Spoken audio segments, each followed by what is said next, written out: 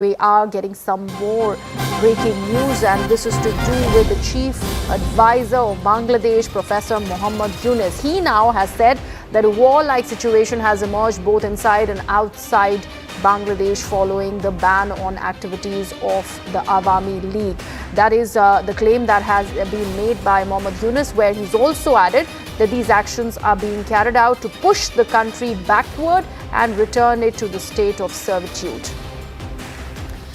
A comment that is coming in from the interim advisor, the chief advisor of Bangladesh, where he's talking about a war-like situation both internally and from the outside against Bangladesh. And this, he says, is because there has been a ban on Awami League that has been done by Bangladesh. So he is again pointing fingers at Sheikh Hasina, and he's saying that all of these actions are in fact targeted at pushing the country to the brink.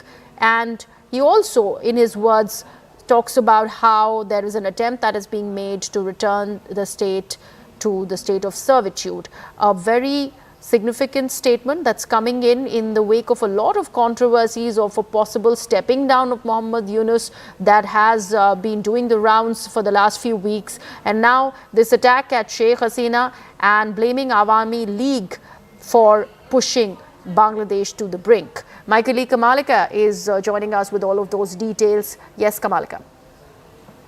Yes, that is yesterday, Muhammad Yunus, according to Muhammad Yunus advisor Shafiqul Alam, they have actually, Muhammad Yunus has actually put the blame on Awami League, because what he has said that after the ban of Awami League, it is like a war-like situation there, and he has blamed Awami League for whatever unrest is going in the country.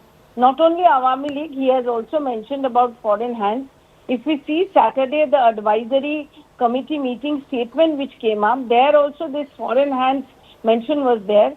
And according to one of the person who was there in the meeting, who later told it to the reporters, he also has mentioned India. Now that is what is very surprising. There are problems there because of their own conflicts and own problem, but they are trying to put, definitely in one way, they are trying to put Awami League. They are responsible because they are banned, and also they are not indicating India. That is what is very much surprising. Second is situation in Bangladesh remains to be tense, and there is a volatile political situation there. And BNP is sticking to the point that they require election as early as possible. Yesterday, Tariq Rahman, who is the BNP chief chairman, he from London has done a virtual meeting there also. He has stressed on this point. And Muhammad Yunus, there are specifically now Bangladesh is divided into two camps. One is BNP, then some of the left teams out there, parties out there, and obviously a different side is army, where they want election. On the other hand, there is a group which does not want the election there, that is quite clear, and in the name of reforms, they are trying to legitimize the interim government's rule. That is also some of the experts are saying this. So, and obviously the role of the way they are trying to hobnob with China, all these things are there. So definitely a very volatile situation. On the other hand, Sheikh Hasina has also is giving virtual addresses to her supporters and workers. There she has clearly stated yesterday that it was Martin Island was supposed to be taken by foreign countries, and that she stopped. Her father stopped, and that's why. In fact, Kamalika, let's put that for our viewers. As internally, Yunus has said that he believes that India is behind the claims that Rahman Mana is making, where he said that the chief advisor had in fact said that due to Indian hegemony, the country is facing a major crisis. Therefore, he believes that the entire nation needs to be united.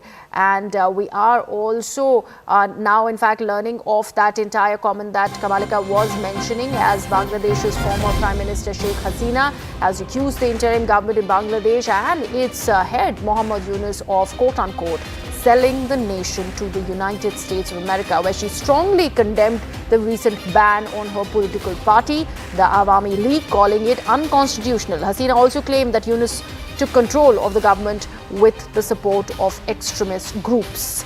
Kamalika, Sheikh Hasina making these claims, making it rather apparent that there is an internal conflict that is very much brewing. Despite the ouster of Sheikh Hasina, she's reiterated her stance that Yunus's rise to power undermines Bangladesh's democratic entire status. So how does one read the moves and the developments that are coming both from inside and outside Bangladesh now?